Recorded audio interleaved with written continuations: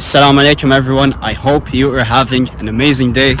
If you don't know who I am, my name is Muhammad and I'm a fourth year med student studying in London, and I hope you are having an amazing day. It's really nice to see you again.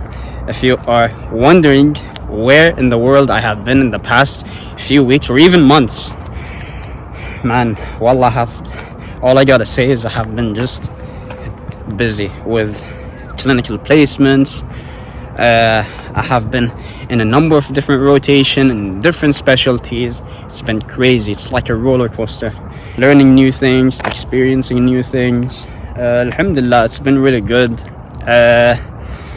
Also, like, I'll be honest with you, I've been quite behind with the content, so I've been spending most of that time trying to catch up because there's so much to go through. So alhamdulillah, yani, I'm doing the best I could, and this is part of the process, and it's not the first time I'm experiencing this. So I mean, like, you just do the best you could and leave the rest to Allah subhanahu wa ta'ala. Like, we ask Allah to make things easy, inshallah, for me and to you guys, inshallah. So enough about me. And so in today's video, I want to talk to you about like a few things that I've been thinking about lately. So one of these things is basically how to make the process of studying medicine more enjoyable, because really, let's face it, studying medicine, we have to go through so much stuff, like especially when you start your clinical years. For me, that was third year. Okay, so from third year, fourth year, fifth year, that's all clinical years. Before that, that's pre-clinical. Basically, it's all lectures.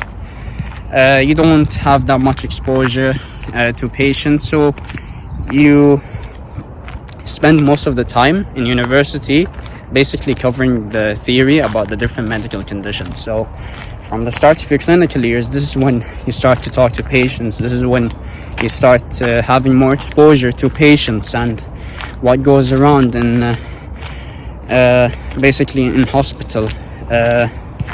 What doctors do, what the nurses do, what the other members of the MDT do, pharmacists, occupational therapists, whatever, you know. So basically, like, there's so much stuff to go through, especially like in med school, man. Like there are a different number of specialties, like say cardiology, endo, gastro, obstetrics, gynecology. So what like med students have to do, we have to learn the fundamentals, like the most important stuff about each of the different specialties. Just not like not going deep into them, but like just the basic stuff.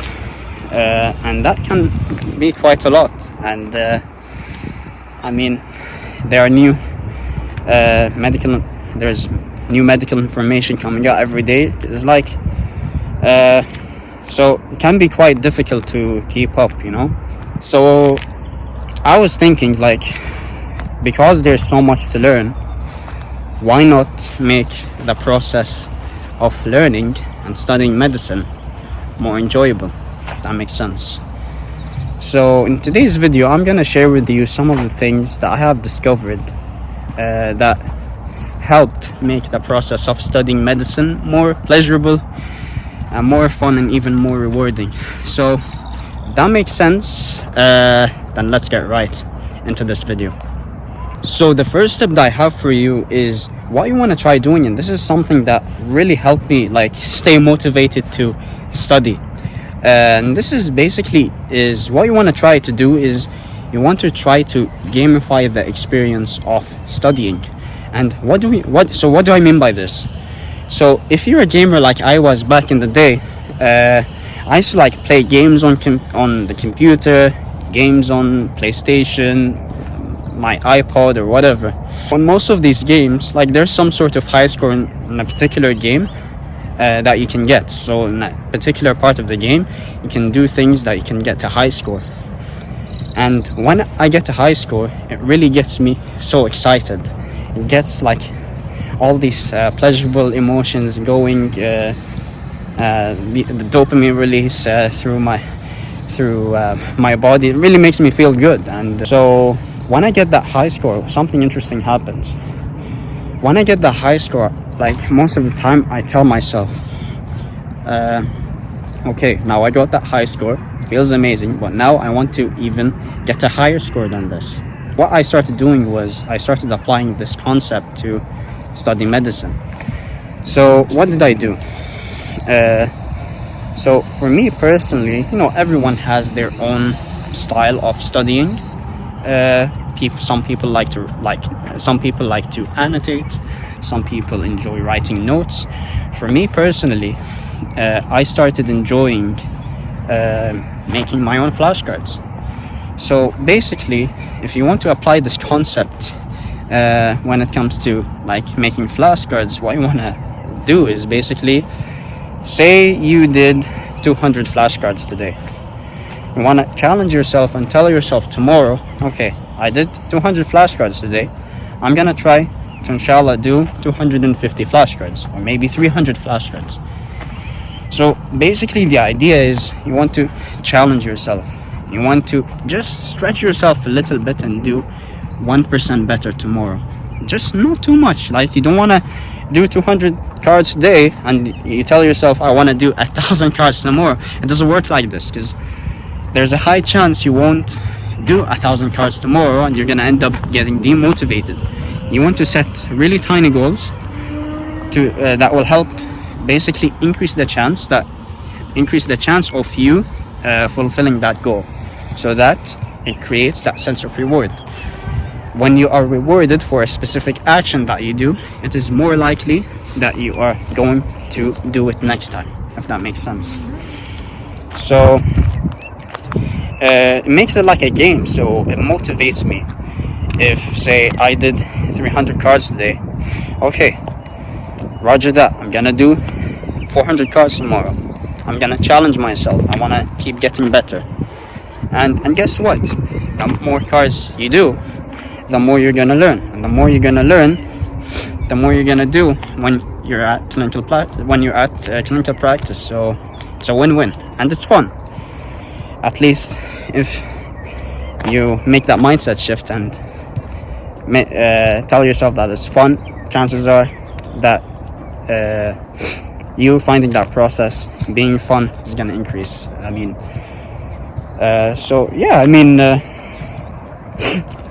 If that's new to you, if you're interested in doing that, then of course anything that you start is going to be quite relatively difficult at first to do, but it's gonna get easier with time. That's my first tip for you, is you want to gamify your experience. Okay, so my second tip for you is you want to study from resources that you enjoy, or like you want to study from resources that you don't find boring. So for me, again, every person is different. For me particularly, I hate studying from lectures. Just like I'm not having it. For example, like if I were to have a lecture about obstructive lung diseases with my university, I'll be honest with you, the last thing that I'm gonna look at are the lectures. No joke. Because lectures, they only provide you with the basic information. I won't grasp everything. I won't learn everything about, say, for example, COPD in a lecture, or like about aortic stenosis from a lecture. But some people like to study from lectures. Again, you don't have to be like me, but the idea is you want to study from resources that you like. For me, I like to study from the USMLE textbook, the USMLE Step 1 textbook. Even though I'm studying in the UK, I'm not doing the USMLE exam right now. So, but still, the information in that exam, the information in the book is really concise. It provides you with the details that you need to know. It has really beautiful pictures in the book explaining to you about the different conditions. I also like looking at different YouTube videos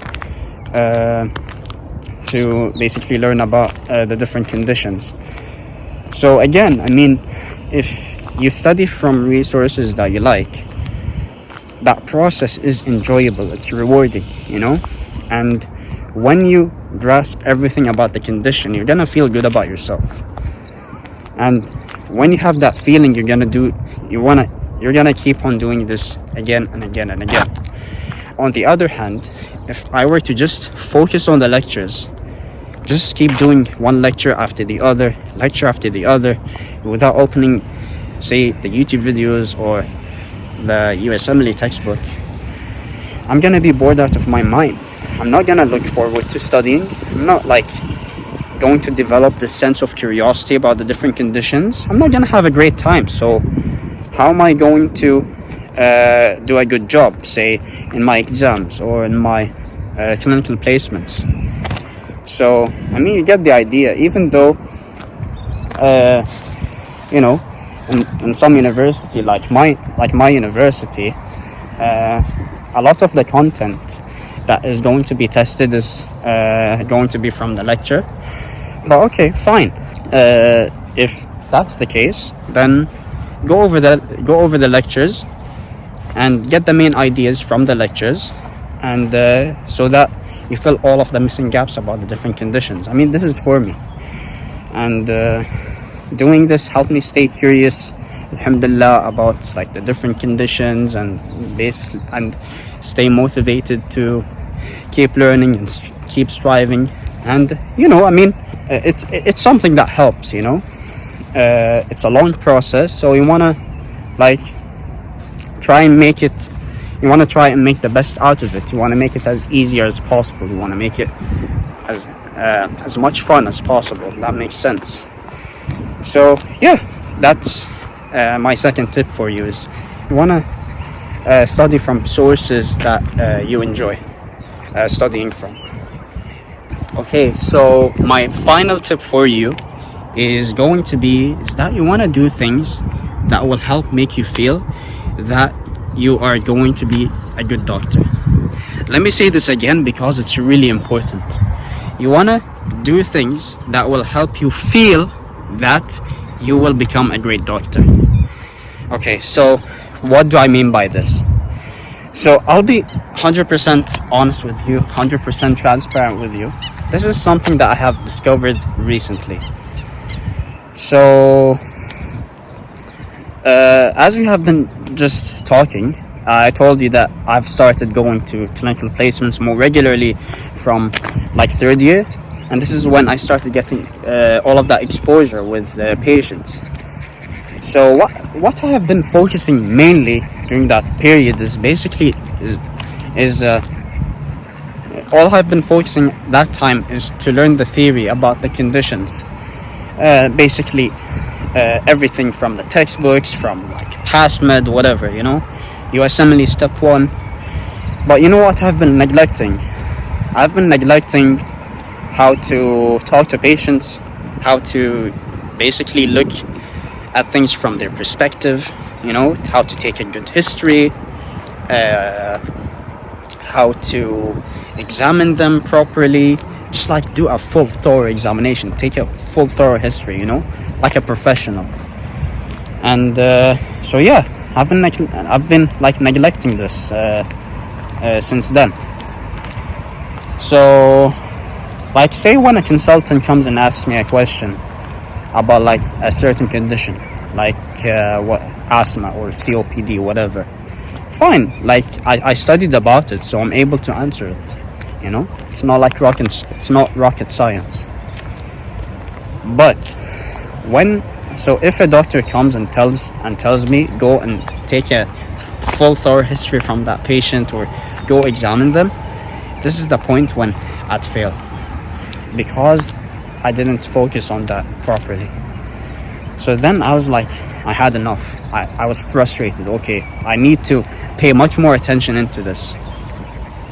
So after like putting in the time, I decided to like put the effort into into like improving my skills, into improving my history taking skills, into my examination skills. This is when I started seeing some improvement. So like, and the evidence is, when I'd go present to one of the doctors, the feedback was different, because back then most of the feedback was basically how to improve. You didn't do this, you missed this, you missed that. Like, you should ask more about the social history, about systems review, whatever. Like, I keep on missing lots of stuff. But now the feedback has changed. It got better, alhamdulillah. So like, I'm not saying I'm 100% confident at taking histories or examining. I mean, there's still lots for me to learn. I'm still improving. But the thing is like, when I started doing this, I started seeing results. And whenever I was going to study like history taking or clinical skills or examination skills or whatever, sometimes I don't feel like studying. Sometimes it's really difficult to basically get the ball running. But then I remember, okay, so if you do this, you're gonna be amazing with patients. You're going to be like a professional, just like a doctor when it comes to patients, when it comes to taking a good history. So then that motivates me to keep going. That motivates me to study. And guess what? After the study session, like, I thank myself for putting in the time, putting in the effort, because it was worth it. Everything is paid off. So when I go to clinical placements and meet the patients, all of that effort is paid off. So yeah, that's my third tip for you, and I hope you found them useful. I hope you learned a thing. I hope you learned a thing or two from them. Man, it feels quite weird me talking to the camera again. Hopefully, inshallah, we'll get used to it in no time. It's been a long time since I've held like my phone when I'm walking. Some people are staring at me. But anyways, I don't care. So yeah, I mean,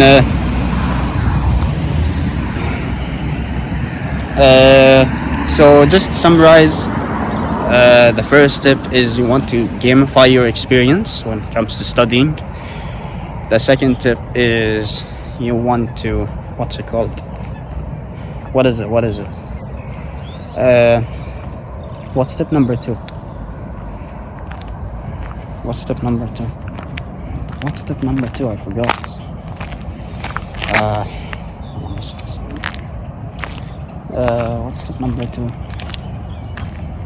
What's tip number 2? Oh yeah. So just to summarize, the first tip is you want to gamify your experience when it comes to studying. And the second tip is you want to study from resources that you enjoy.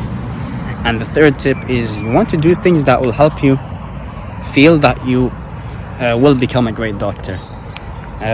So yeah, I hope you enjoyed today's video. I hope you found it interesting. So this video is like quite different compared to my previous videos.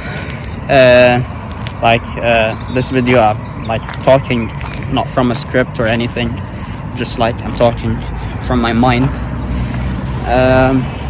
So yeah, if you have enjoyed today's video, please leave a like, please subscribe, comment down in the comment section below, because all of these things help so much. And yeah, I mean, that's it for today's video, and I'll catch you next time, inshallah. Bye bye.